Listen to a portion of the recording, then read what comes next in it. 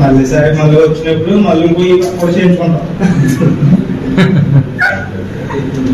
ఈసారి మీరు ధనం పెట్టుకోవాల్సింది ఏం తెలుసా, భవిష్యత్తులో మన గవర్నమెంట్ రావాలి, నెక్స్ట్ మన గవర్నమెంట్ రావాలి, డెఫినెట్ గా మనం దాంట్లో ఉన్నాం.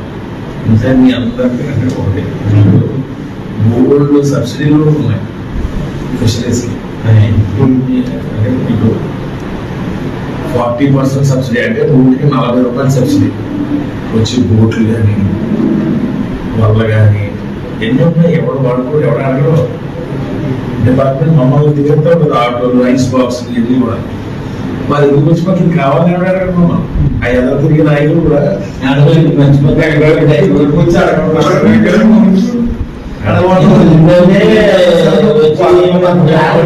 వాళ్ళకి పనిస్తారు.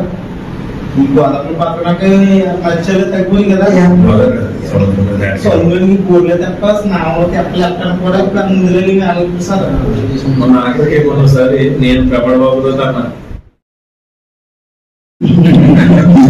పెద్దదే 1 లక్షలతో అవుతుంది, 40% సబ్సిడీ అంటే ఇంచుమించు 60 లక్షలు తగ్గుతుంది.